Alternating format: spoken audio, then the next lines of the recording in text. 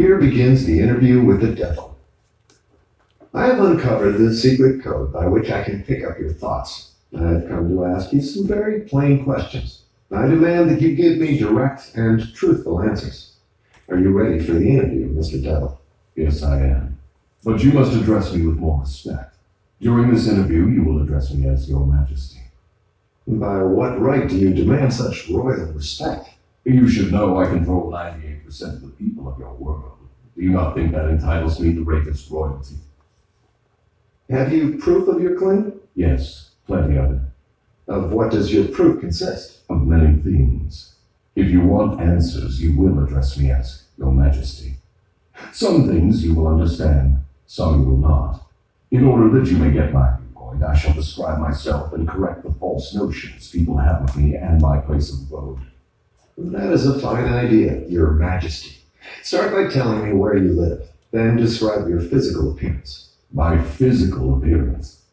Why, my dear Mr. Earthbound, I have no physical body. I would be handicapped by such an encumbrance as those in which you earthbound creatures live. I consist of negative energy, and I live in the minds of people who fear me.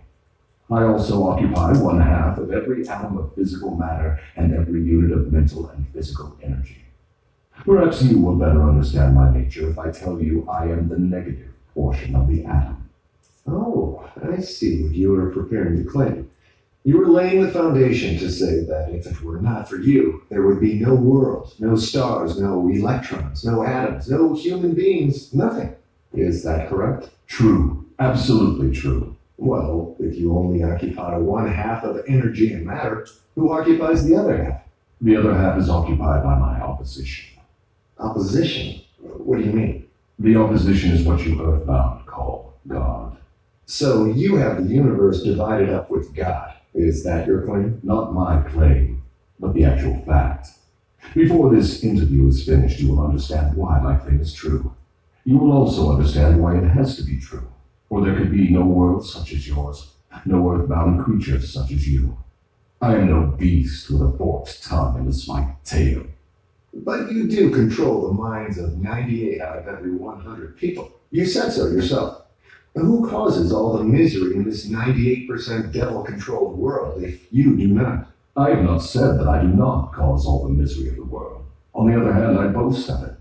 It is my business to represent the negative side of everything, including the thoughts of you earthbound people. How else could I control people? My opposition controls positive thought. I control negative thought. How do you gain control of the minds of people? Oh, that is easy. I merely move in and occupy the unused space of the human brain. I sow the seeds of negative thought in the minds of people so I can occupy and control this space. You must have many tricks and devices by which you gain and hold control of the human mind. To be sure, I employ tricks and devices to control human thought. My devices are clever ones, too. Go ahead and describe your clever tricks, Your Majesty. One of my cleverest devices for mind control is fear. I plant the seed of fear in the minds of people, and as these seeds germinate and grow, through use, I control the space they occupy. The 6 most effective fears are the fear of poverty, criticism, ill health, loss of love, old age, and death. Which of these 6 fears serves you most often, Your Majesty? The first and the last, poverty and death. At one time or another during life, I tighten my grip on all people through one or both of these. I plant these fears in the minds of people so deftly that they believe them to be their own creation. I accomplish this end by making people believe I am standing just beyond the entrance gate of the next life, waiting to claim them after death for eternal punishment. Of course, I cannot punish anyone, except in that person's own mind, through some form of fear. But fear of the thing which does not exist is just as useful to me as fear of that which does exist. All forms of fear extend the space I occupy in the human mind. Your Majesty, will you explain how you gained this control over human beings? The story is too long to be told in a few words. It began over 1,000,000 years ago when the first man began to think. Up to that time, I had control over all mankind, but enemies of mine discovered the power of positive thought, placed it in the minds of men, and then began a battle on my part to remain in control. So far, I have done quite well by myself, having lost only 2% of the people to the opposition. I take it from your answer that men who think are your enemies. Is that right? It is not right, but it is correct. Well, tell me something more about the world in which you live. I live wherever I choose. Time and space do not exist for me. I am a force best described to you as energy. My favorite physical dwelling place, as I told you, is in the minds of the earthbound. I control a part of the brain space of every human being. The amount of space I occupy in each individual's mind depends upon how little and what sort of thinking that person does. As I have told you, I cannot entirely control any person who thinks. You speak of your opposition. Just what do you mean by that? My opponent controls all the positive forces of the world, such as love, faith, hope, and optimism. My opponent also controls the positive factors of all natural law throughout the universe, the forces which keep the Earth and the planets and all the stars balanced in their courses. But these forces are meek in comparison with those which operate in the human mind under my control. You see, I do not seek to control stars and planets. I prefer the control of human minds. Where did you acquire your power, and by what means do you add to it? I add to my power by appropriating the mind power of the earthbound as they come through the gate at the time of death. 98 out of every 100 who come back to my plane from the earth plane are taken over by me, and their mind power is added to my being. I get all who come over with any form of fear. You see, I am constantly at work, preparing the minds of people before death, so I can appropriate them when they come back to my plane. Will you tell me how you go about your job of preparing human minds so you can control them? I have countless ways of gaining control of human minds while they are still on the earth plane. My greatest weapon is poverty. I deliberately discourage people from accumulating material wealth because poverty discourages men from thinking and makes them easy prey for me. My next best friend is ill health. An unhealthy body discourages thinking. Then I have countless thousands of workers on Earth who aid me in gaining control of human minds. I have these agents placed in every calling. They represent every race and creed, every religion. Who are your greatest enemies on Earth, Your Majesty? All who inspire people to think and act on their own initiative are my enemies. Such men as Socrates, Confucius, Voltaire, Emerson, Thomas Paine, and Abraham Lincoln. And you are not doing me any good either. Is it true that you use men who have great wealth? As I have already told you, poverty is always my friend because it discourages independence of thought and encourages fear in the minds of men. Some wealthy men serve my cause, while others do me great damage, depending on how the wealth is used. The great Rockefeller fortune, for example, is one of my worst enemies.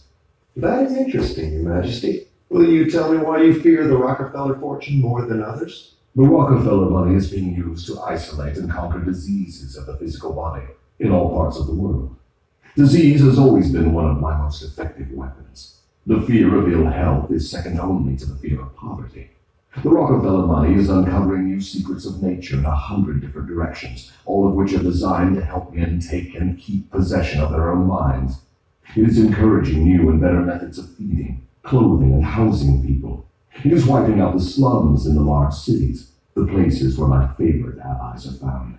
It is financing campaigns for better government and helping to wipe out dishonesty in politics. It is helping to set higher standards in business practice and encouraging businessmen to conduct business by the golden rule. And that is not doing my cause any good. What about these boys and girls who are said to be on the road to hell?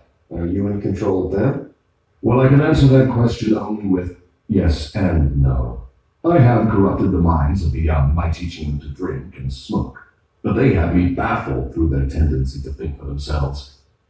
You say you have corrupted the minds of the young people with liquor and cigarettes. I can understand how liquor might destroy the power of independent thought, but do not see what cigarettes have to do with helping your cause. You may not know it, but cigarettes break down the power of persistence. They destroy the power of endurance. They destroy the ability to concentrate. They deaden and undermine the imaginative faculty, and help in other ways to keep people from using their minds most effectively. Do you know I have millions of people, young and old of both sexes, who smoke 2 packages of cigarettes a day? That means I have millions of people who are gradually destroying their power of resistance. One day I shall add to their habit of cigarette smoking other thought-destroying habits, until I shall have gained control of their minds. Habits come in pairs, triplets, and quadruplets. Any habit which weakens one's willpower invites a flock of its relatives to move in and take possession of the mind. The cigarette habit not only lowers the power of resistance and discourages persistence, but it invites looseness in other human relationships. I never thought that cigarettes were a tool of destruction, Your Majesty, but your explanation throws a different light on the subject. How many converts to the habit do you now claim? I am proud of my record. Millions are now victims, and the number is increasing daily. Soon I shall have most of the world indulging in the habit. In thousands of families, I now have followers of the habit, including every member of the family.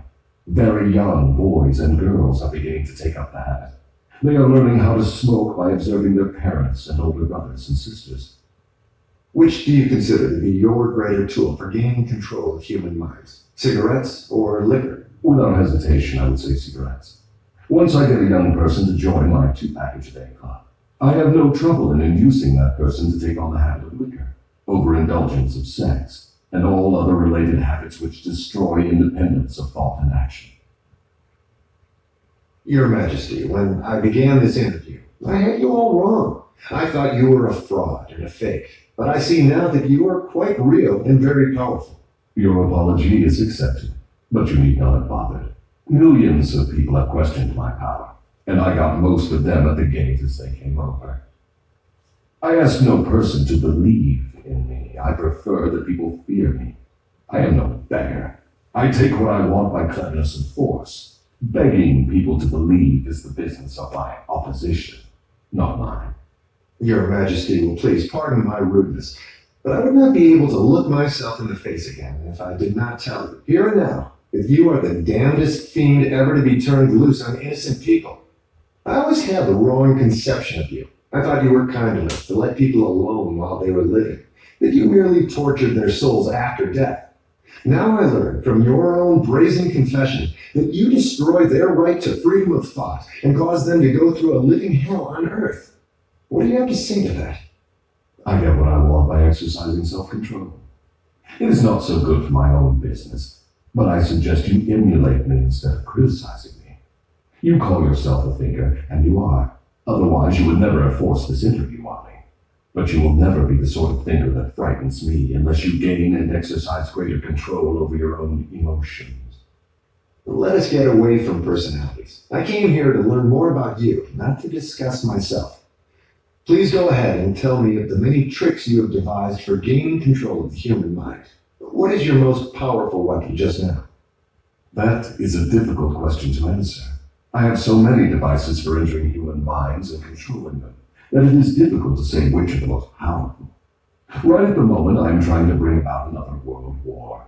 My friends here in Washington are helping me to involve America in the war. If I can start the world to killing on a wholesale basis, I shall be able to put into operation my favorite device for mind control. It is what you call mass fear. I used this device to bring about the other world war in 1914. I used it to bring about the economic depression in 1929. And if my opposition had not double-crossed me, I would now be in possession of every man, woman, and child in the world. You can see for yourself how near I came to world domination, the thing I have been struggling to attain for thousands of years. Yes, I see your point. Who wouldn't? You are a very ingenious manipulator of the minds of people.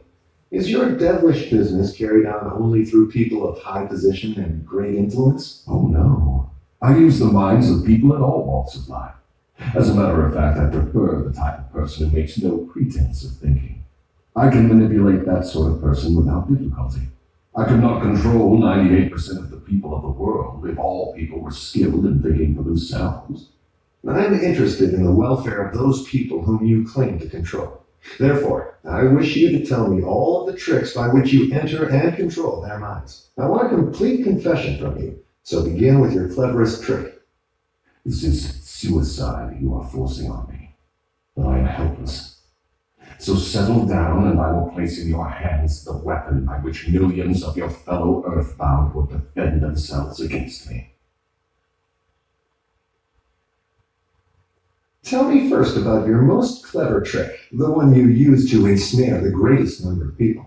If you force me to give away this secret, it will mean my loss of millions of people now living, and still greater numbers of millions as yet unborn. I beg of you, permit me to pass this one question unanswered. So His Majesty the Devil fears a mere humble earthbound creature? Is that right? It is not right, but it is true. You have no right to rob me of my most necessary tool of trade. For millions of years I have dominated earthbound creatures through fear and ignorance. Now you come along and would destroy my use of these weapons by forcing me to tell how I use them. Do you not realize that you will break my grip on every person who heeds this confession you are forcing from me? Have you no mercy? Have you no sense of humor? Have you no sportsmanship? Stop stalling and start confessing. Who are you to ask mercy of one whom you would destroy if you could? Who are you to talk of sportsmanship and a sense of humor? You, who by your own confession have set up a living hell on earth, where you punish innocent people through their fears and ignorance. As for minding my own business, that is just what I'm doing when I force you to tell how you control people through their own minds. My business, if it can be called a business, is helping to unlock the doors of the self-made prisons in which men and women are confined because of the fears you have planted in their minds. My greatest weapon over human beings consists of two secret principles by which I gain control of their minds. I will speak first of the principle of habit, through which I silently enter the minds of people. By operating through this principle, I establish, I wish I could avoid using this word, the habit of drifting. When a person begins to drift on any subject, he is headed straight toward the gates of what you earthbound call hell. Describe all the ways in which you induce people to drift. Define the word and tell us exactly what you mean by it. I can best define the word drift by saying that people who think for themselves never drift, while those who do little or no thinking for themselves are drifters. A drifter is one who permits himself to be influenced and controlled by circumstances outside of his own mind. He would rather let me occupy his mind and do his thinking than go to the trouble of thinking for himself. A drifter is one who accepts whatever life throws in his way without making a protest or putting up a fight. He doesn't know what he wants from life and spends all of his time getting just that. A drifter has lots of opinions, but they are not his own. Most of them are supplied by me. A drifter is one who is too lazy mentally to use his own brain. That is the reason I can take control of people's thinking and plant my own ideas in their minds. I think I understand what a drifter is. Tell me the exact habits of people by which you induce them to drift through life. Start by telling me when and how you first gain control of a person's mind. My control over the mind of a human being is obtained while the person is young. Sometimes I lay the foundation for my control of a mind before the owner of it is born, by manipulating the minds of that person's parents. Sometimes I go further back than this and prepare people for my control through what you earthbound call physical heredity. You see, therefore, I have two approaches to the mind of a person. Yes, go on, and describe these two doors by which you enter and control the minds of human beings. As I have stated, I help to bring people into your world with weak brains by giving to them before birth as many as possible of the weaknesses of their ancestors. You call this principle physical heredity. After people are born, I make use of what you earthbound call environment as a means of controlling them. This is where the principle of habit enters. The mind is nothing more than the sum total of one's habits. One by one, I enter the mind and establish habits, which lead finally to my absolute domination of the mind. Tell me of the most common habits by which you control the minds of people. That is one of my cleverest tricks. I enter the minds of people through thoughts which they believe to be their own. Those most useful to me are fear, superstition, avarice, greed, lust, revenge, anger, vanity, and plain laziness. Through one or more of these, I can enter any mind, at any age. But I get my best results when I take charge of a mind while it is young, before its owner has learned how to close any of these 9 doors. Then I can set up habits which keep the doors ajar forever. I'm catching on to your methods. Now, let us go back to the habit of drifting. Tell us all about that habit, since you say it is your cleverest trick in controlling the minds of people. As I said before, I start people drifting during their youth. I induce them to drift through school without knowing what occupation they wish to follow in life. Here I catch the majority of people. Habits are related. Drift in one direction and soon you will be drifting in all directions. I also use environmental habits to give me a definite grip on my victims. I see. You make it your business to train children in the habit of drifting by inducing them to go through school without aim or purpose. Now, tell me of some of your other tricks with which you cause people to become drifters. Well, my second best trick in developing the habit of drifting is one that I put into operation with the aid of parents and public school teachers and religious instructors. I warn you not to force me to mention this trick. Do not disclose this trick. If you do so, you will be hated by my coworkers who help me use this trick. If you publish this confession in book form, your book will be barred from the public schools. It will be blacklisted by most of the religious leaders. It will be hidden from children by many parents. The newspapers will not dare to give reviews of your book. Millions of people will hate you for writing the book. In fact, no one will like you or your book except those who think. And you know how very few there are of this sort. My advice to you is to let me skip the description of my second best trick. So, for my own good, you wish to withhold the description of your second best trick. No one will like my book except those who think, eh? Very well, go ahead and answer. You'll regret this, Mr. Bound, but the joke is on you. By this mistake of yours, you will divert attention from me to yourself. My co-workers, of whom there are millions, will forget about me and hate you for uncovering my methods. Never mind about me. Tell me all about this second best trick of yours with which you induce people to drift with you to hell. My second best trick is not second at all. It is first. It is first because without it, I never could gain control of the minds of the youths. Parents, school teachers, religious instructors, and many other adults unknowingly serve my purpose by helping me to destroy in children the habit of thinking for themselves. They go about their work in various ways, never suspecting what they are doing to the minds of children or the real cause of the children's mistakes. I can hardly believe you, Your Majesty. I've always believed that children's best friends were those closest to them, their parents, their school teachers, and their religious instructors. Where would children go for dependable guidance if not to those who have charge of them? That is where my cleverness comes in. There is the exact explanation of how I control 98% of the people of the world. I take possession of people during their youth, before they come into possession of their own minds, by using those who are in charge of them. I especially need the help of those who give children their religious instruction, because it is here that I break down independent thought and start people on the habit of drifting, by confusing their minds with unprovable ideas concerning a world of which they know nothing. It is here also that I plant in the minds of children the greatest of all fears, the fear of hell. I understand that it is easy for you to frighten children with threats of hell, but how do you continue to make them fear you and your hell after they grow up and learn to think for themselves? Children grow up, but they do not always learn to think for themselves. Once I capture the mind of a child through fear, I weaken that child's ability to reason and to think for himself, and that weakness goes with the child all through life. Is that not taking unfair advantage of the human being by contaminating his mind before he comes into full possession of it? Everything is fair that I can use to further my ends. I have no foolish limitations of right and wrong. Might is right with me. I use every known human weakness to gain and keep control of the human mind. I understand your devilish nature. Now, let us get back to further discussion of your methods of inducing people to drift to hell here on earth.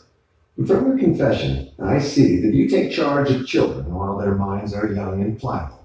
Tell me more of how you use parents, teachers, and religious leaders to ensnare people into drifting.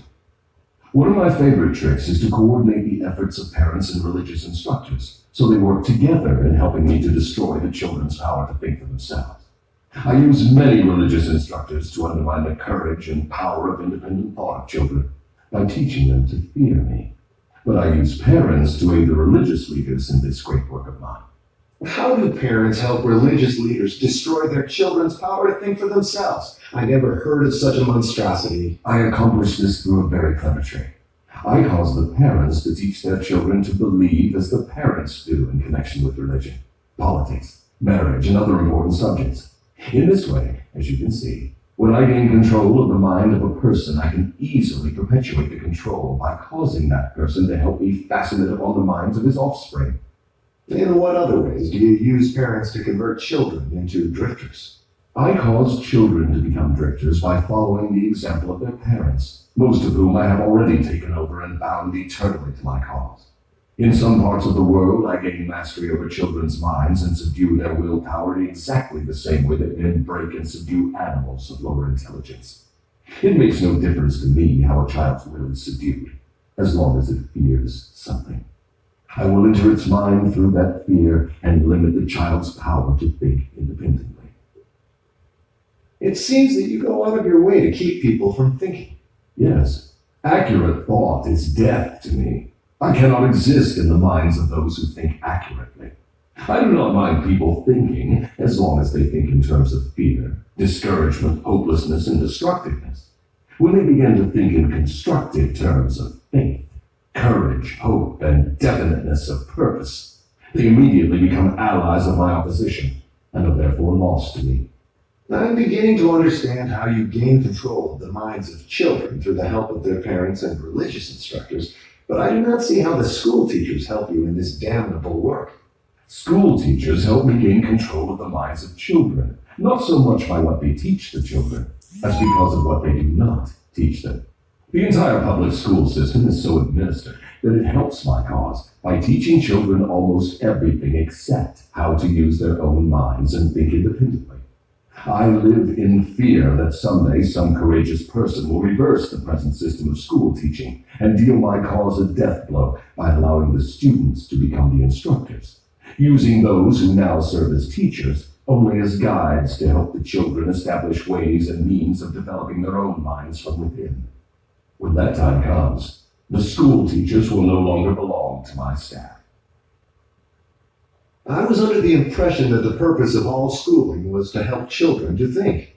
That may be the purpose of schooling, but the system in most of the schools of the world does not carry out the purpose. School children are taught not to develop and use their own minds, but to adopt and use the thoughts of others. This sort of schooling destroys the capacity for independent thought, except in the few rare cases where the children rely so definitely upon their own willpower that they refuse to allow others to do their thinking. Accurate thought is the business of my opposition, not mine. What relationship, if any, has your opposition with the homes, the churches, and the schools? Your reply to this question should be interesting. Here is where I make use of some more of my clever tricks. I cause it to appear that everything done by the parents, the school teachers, and the religious instructors is being done by my opposition. This diverts attention from me, while I manipulate the minds of the young. When religious instructors try to teach children the virtues of my opposition, they generally do so by frightening them with my name. That is all I ask of them. I kindle the flame of fear into proportions which destroy the child's power to think accurately.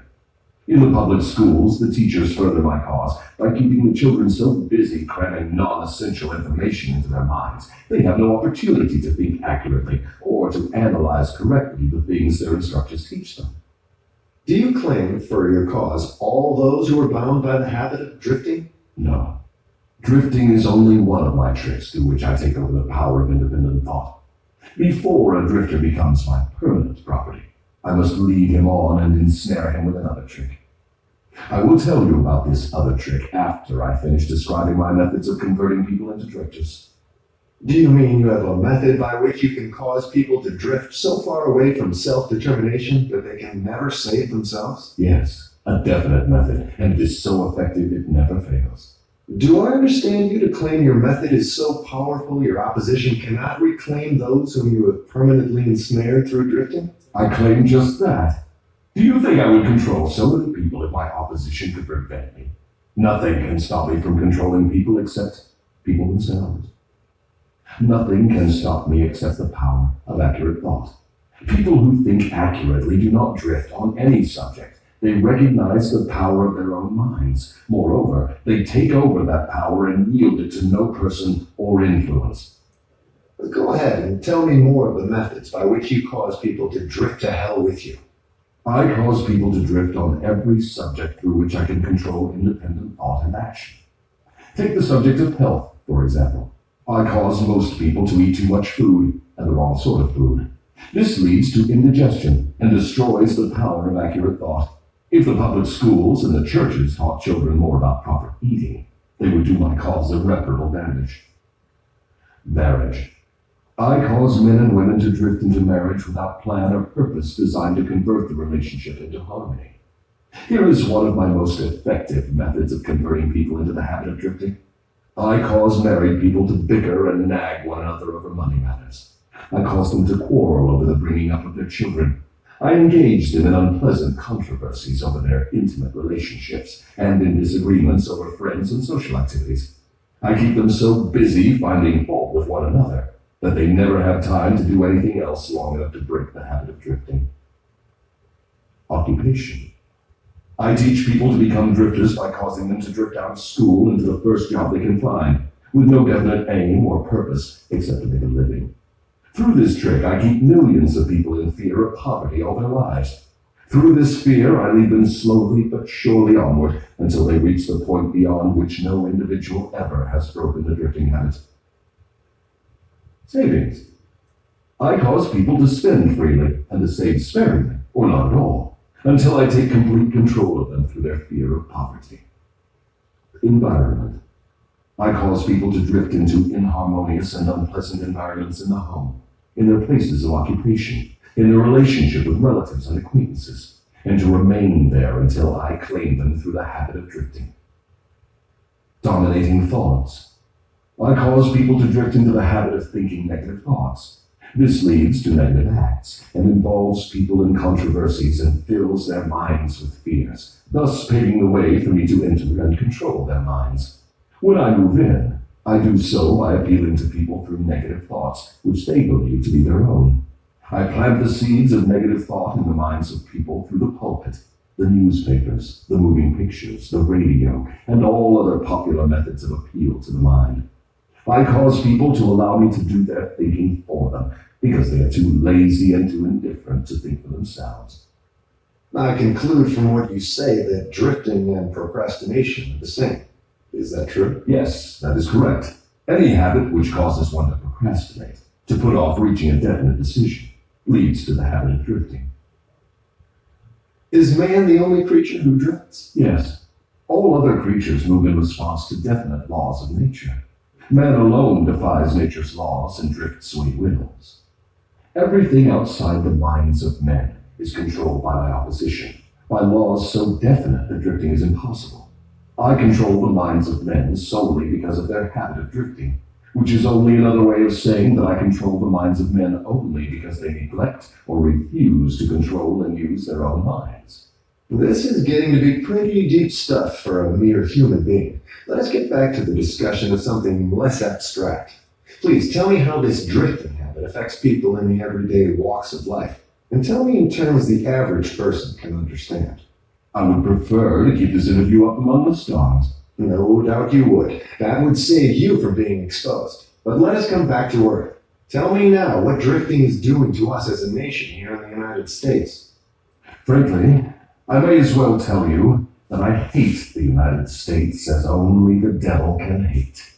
That is interesting. What is the cause of this hatred? The cause was born on July 4, 1776, when 56 men signed a document which destroyed my chances of controlling the nation. You know that document as the Declaration of Independence. Had it not been for the influence of that damnable document, I would now have a dictator running the country, and I would stop this right to free speech and independent thought that is threatening my rule on earth. Am I to understand from what you say that nations controlled by self-appointed dictators belong in your camp? There are no self-appointed dictators. I appoint them all. Moreover, I manipulate them and direct them in their work. Nations run by my dictators know what they want and take it by force. Look what I have done through Mussolini in Italy. Look what I am doing through Hitler in Germany. Look what I am doing through Stalin in Russia. My dictators run those nations for me because the people have been subdued through the habit of drifting. My dictators do know drifting. That is why they rule for me the millions of people under their control.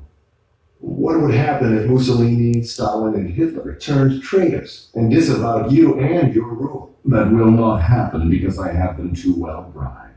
I am paying each of them with the sop of his own vanity, by making him believe he is acting on his own account. That is another trick of mine. Let us come back to the United States and learn something of what you are doing to convert people into the habit of drifting. Right now, I am paving the way for a dictatorship by sowing the seeds of fear and uncertainty in the minds of the people. Through whom are you carrying on your work? Mainly through the president. I am destroying his influence with the people by causing him to drift on the question of a working agreement between employers and their employees. If I can induce him to drift for another year, he will be so thoroughly discredited I can hand over the country to a dictator. If the president continues to drift, I will paralyze personal freedom in the United States, just as I destroyed it in Spain, Italy, Germany, and England. What you say leads me to the conclusion that drifting is a weakness which inevitably ends in failure, whether among individuals or nations. Is that your claim? Drifting is the most common cause of failure in every walk of life. I can control anyone whom I can induce to form the habit of drifting on any subject. The reason for this is twofold. First, the drifter is just so much putty in my hands, to be molded into whatever pattern I choose, because drifting destroys the power of individual initiative. Second, the drifter cannot get help from my opposition, because the opposition is not attracted to anything so soft and useless. Is that why a few people are wealthy while the majority of people are poor? That is exactly the reason. Poverty, like physical illness, is a contagious disease. You find it always among the drifters, never among those who know what they want and are determined to get just that. It may mean something to you when I call your attention to the fact that the non-drifters, whom I do not control, and those who possess most of the wealth of the world, happen to be the same people. I have always understood that money was the root of all evil, that the poor and the meek would inherit heaven, while the wealthy would pass into your hands. What have you to say of that claim? Men who know how to get the material things of life generally know how to keep out of the hands of the devil as well. The ability to acquire things is contagious. Drifters acquire nothing except that which no one else wants. If more people had definite aims and stronger desires for material and spiritual riches, I would have fewer victims. I assume from what you say that you do not claim fellowship with the industrial leaders. Evidently, they are not friends of yours? Friends of mine. I'll tell you what sort of friends of mine they are. They have belted the entire country with good roads, thus bringing into close communion the people of both city and country. They have converted ores into steel, with which they have built the skeletons of great skyscrapers. They have harnessed electrical power and converted it into 1,000 uses, all designed to give man time to think. They have provided through the automobile personal transportation to the humblest citizen, thus giving to everyone the freedom of travel. They have provided every home with instantaneous news of what is happening in all parts of the world through the aid of the radio. They have reared libraries in every city, town, and hamlet, and have filled them with books, giving to all who read a complete outline of the most useful knowledge mankind has gathered from his experiences. They have given the humblest citizen the right to express his own opinion on any subject, at any time, anywhere, without fear of molestation. And they have seen to it that every citizen may help make his own laws, levy his own taxes, and manage his own country through the ballot. These are but some of the things the industrial leaders have done to give every citizen the privilege of becoming a non-drifter. Do you think these men have helped my cause? Well, who are some of the present-day non-drifters over whom you have no control? I have control over no non-drifter, present or past. I control the weak, not those who think for themselves. Go ahead and describe the typical drifter. Give your description point by point so I can recognize a drifter when I see him. The first thing you will notice about a drifter is his total lack of a major purpose in life. He will be conspicuous by his lack of self-confidence. He will never accomplish anything requiring thought and effort. He spends all he earns and more, too, if he can get credit. He will be sick or ailing from some real or imaginary cause, and calling to high heaven if he suffers the least physical pain. He will have little or no imagination. He will lack enthusiasm and initiative to begin anything he is not forced to undertake. And he will plainly express his weakness by taking the line of least resistance whenever he can do so. He will be ill-tempered and lacking in control over his emotions. His personality will be without magnetism, and it will not attract other people. He will have opinions on everything but accurate knowledge of nothing. He may be jack of all trades, but good at none. He will neglect to cooperate with those around him, even those on whom he must depend for food and shelter. He will make the same mistake over and over again, never profiting by failure. He will be narrow-minded and intolerant on all subjects, ready to crucify those who may disagree with him. He will expect everything of others, but be willing to give little or nothing in return. He may begin many things, but he will complete nothing. He will be loud in his condemnation of his government, but he will never tell you definitely how it can be improved. He will never reach decisions on anything if he can avoid it, and if he is forced to decide, he will reverse himself at the first opportunity. He will eat too much and exercise too little. He will take a drink of liquor if someone else will pay for it. He will gamble if he can do it on the cuff. He will criticize others who are succeeding in their chosen calling. In brief, the drifter will work harder to get out of thinking than most others work in earning a good living. He will tell a lie rather than admit his ignorance on any subject. If he works for others, he will criticize them to their backs and flatter them to their faces. You have given me a graphic description of the drifter. Please now describe the non-drifter so that I may recognize him on sight. The first sign of a non-drifter is this. He is always engaged in doing something definite, through some well-organized plan which is definite. He has a major goal in life toward which he is always working, and many minor goals, all of which lead toward his central scheme. The tone of his voice, the quickness of his step, the sparkle in his eyes, the quickness of his decisions clearly mark him as a person who knows exactly what he wants and is determined to get it, no matter how long it may take, or what price he must pay. If you ask him questions, he gives you direct answers and never falls back on evasions or resorts to subterfuge. He extends many favors to others, but accepts favors sparingly, or not at all. He will be found up front, whether he is playing a game or fighting a war. If he does not know the answers, he will say so, frankly. He has a good memory, never offers an alibi for his shortcomings. He never blames others for his mistakes, no matter if they deserve the blame. He used to be known as a go-getter, but in modern times he is called a go-giver. You will find him running the biggest business in town, living on the best streets, driving the best automobile, and making his presence felt wherever he happens to be. He is an inspiration to all who come into contact with his mind. The major distinguishing feature of the non-drifter is this. He has a mind of his own and uses it for all purposes. Is the non-drifter born with some mental, physical, or spiritual advantage not available to the drifter? No. The major difference between the drifter and the non-drifter is something equally available to both. It is simply the prerogative right of each to use his own mind and think for himself. What brief message would you send to the typical drifter if you wished to cure him of this evil habit? I would admonish him to wake up and give. Give what? Some form of service useful to as many people as possible. So the non-drifter is supposed to give, is he? Yes, if he expects to get. And he must give before he gets. Some people doubt that you exist. I wouldn't worry about that if I were you. Those who are ready to be converted from the habit of drifting will recognize the authenticity of this interview by its soundness of counsel. The others are not worth the trouble it would take to convert them. Why do you not try to stop me from publishing this confession I'm wringing from you? Because that would be the surest of all ways to guarantee you will publish it. I have a better plan than trying to suppress publication of my confession.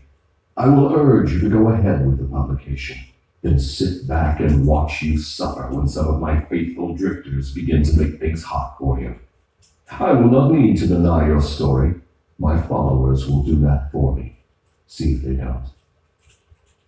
If this confession of yours stopped right here, your statement would be sound, but fortunately for millions of your victims who will gain their release because of your confession, This interview will continue until you have supplied me with the weapon by which you will eventually be restrained from domination of people through their fears and superstitions. Remember, Your Majesty, your confession has just begun.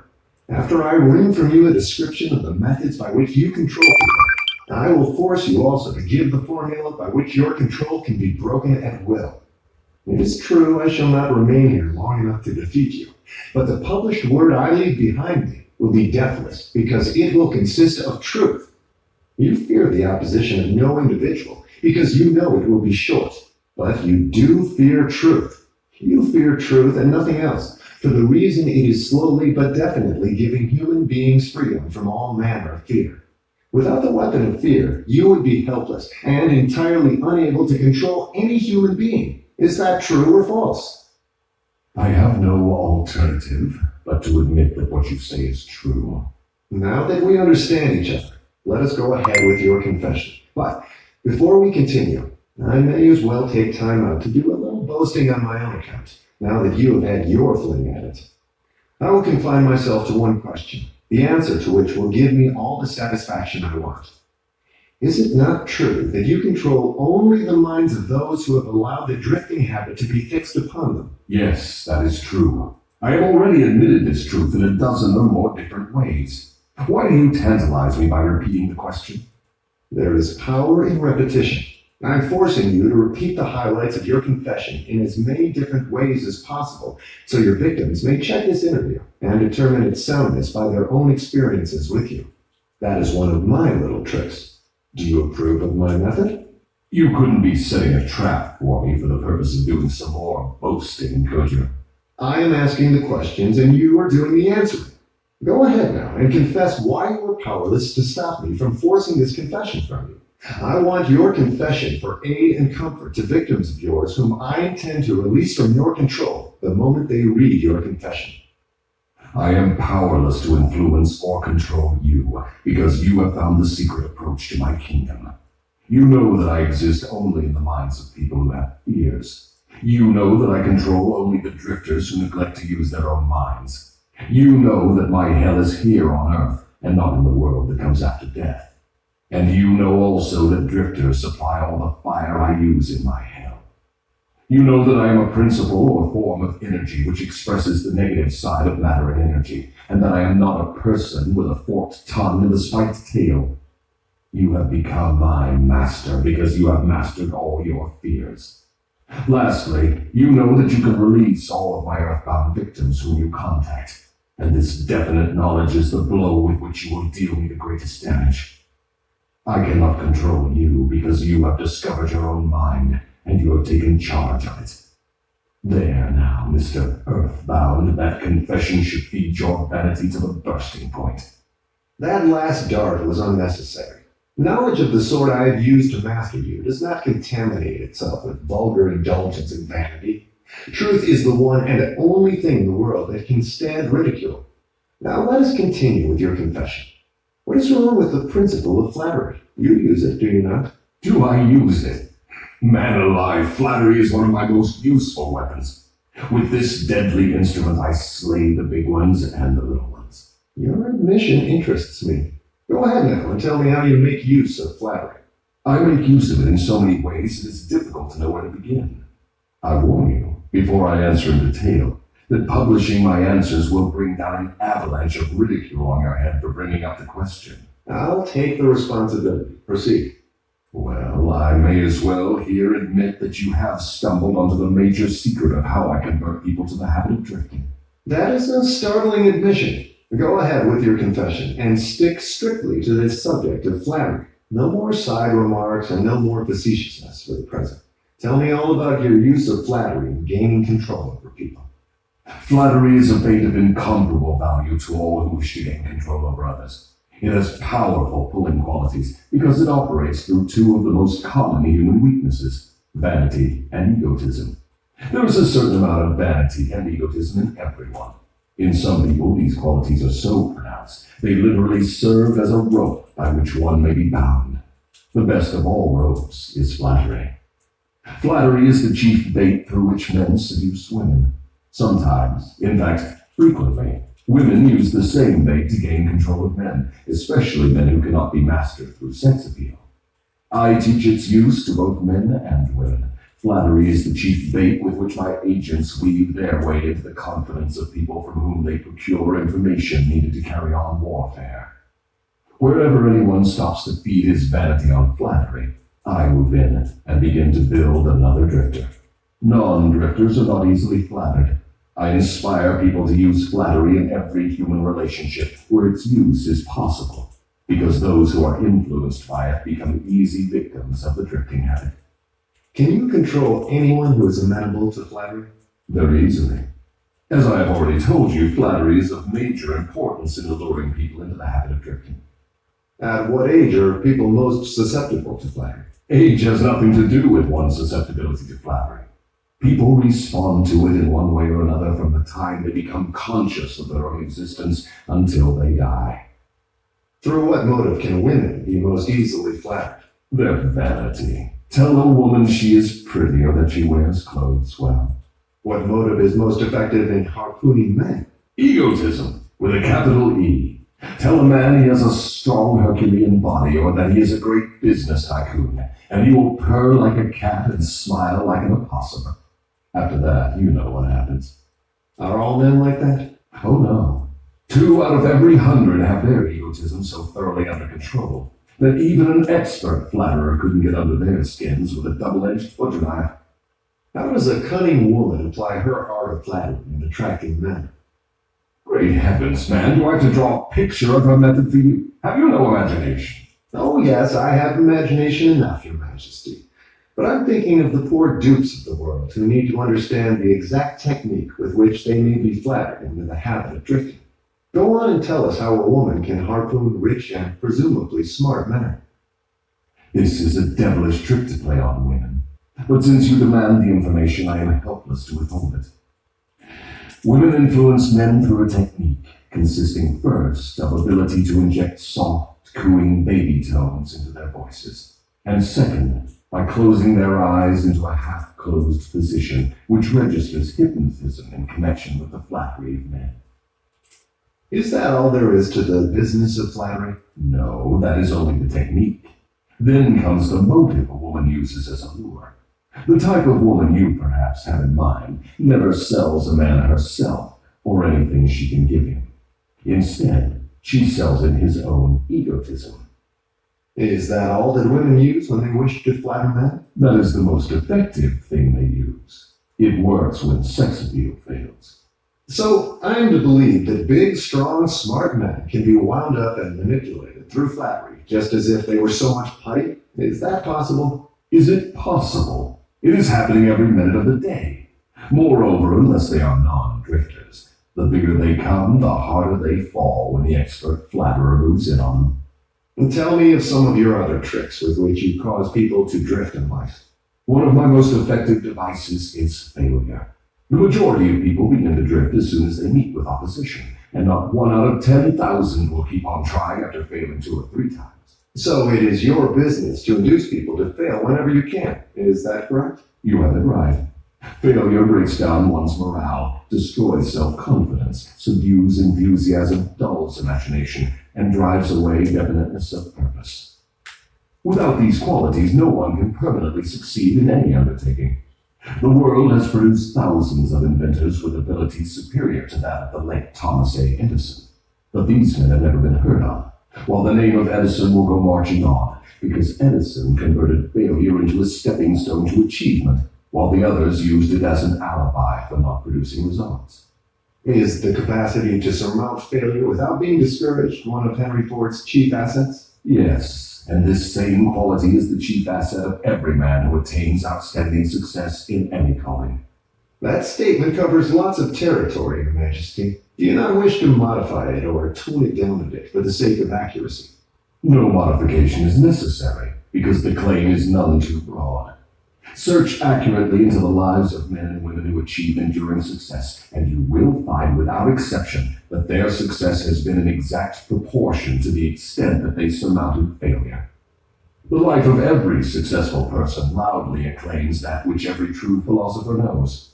Every failure brings with it the seed of an equivalent success. But the seed will not germinate and grow under the influence of a drifter. It springs to life only when it is in the hands of one who recognizes that most failures are only temporary defeat, and who never, under any circumstances, accepts defeat as an excuse for drifting. If I understand you correctly, you claim there is virtue in failure. That does not seem reasonable. Why do you try to induce people to fail if there is virtue in failure? There is no inconsistency in my claim. The appearance of inconsistency is due to your lack of understanding. Failure is a virtue only when it does not lead one to quit trying and begin drifting. I induce as many people as I can to fail as often as possible, for the reason that not 1 out of 10,000 will keep on trying after failing 2 or 3 times. I am not concerned about the few who convert failures into stepping stones, because they belong to my opposition anyway. They are the non-drifters, and therefore they are beyond my reach. Your explanation clears up the matter. Now go ahead and tell me of some of your other tricks with which you allure people into drifting. One of my most effective tricks is known to you as propaganda. This is the instrument of greatest value to me in setting people to murdering one another under the guise of war. The cleverness of this trick consists mainly of the subtlety with which I use it. I mix propaganda with the news of the world. I have it taught in public and private schools. I see that it finds its way into the pulpit. I color moving pictures with it. I see that it enters every home where there is a radio. I inject it into billboard, newspaper, and radio advertising. I spread it in every place of business where people work. I use it to fill the divorce courts, and I make it serve to destroy business and industry. It is my chief instrument for starting runs on banks. My propagandists cover the world so thoroughly that I can start epidemics of disease, turn loose the dogs of war, or throw business into a panic at will. If you can do all that you claim with propaganda, it is little wonder that we have wars and business depressions. Give me a simple description of what you mean by the term propaganda. Just what is it, and how does it work? I wish to know particularly how you cause people to drift through the use of this devilish device. Propaganda is any device, plan, or method by which people can be influenced without knowing that they are being influenced, or the source of the influence. Propaganda is used in business for the purpose of discouraging competition. Employers use it to gain advantage over their employees. The employees retaliate by using it to gain advantage over their employers. In fact, it is used so universally and through such a smooth and beautiful streamlined technique that it looks harmless even when it is detected. I suppose some of you boys are now engaged in preparing the minds of the American people to drift into some form of dictatorship. Tell me how they work. Yes, millions of my boys are preparing Americans to become Hitlerized. My best boys are working through politics and labor organization. We intend to take over the country with ballots instead of bullets. Americans are so sensitive, they would never stand the shock of seeing their form of government changed with the aid of machine guns and tank cars. So our propaganda boys are serving them a diet they will swallow by stirring up strife between employers and employees and turning the government against business and industry. When propaganda has done its work thoroughly, one of my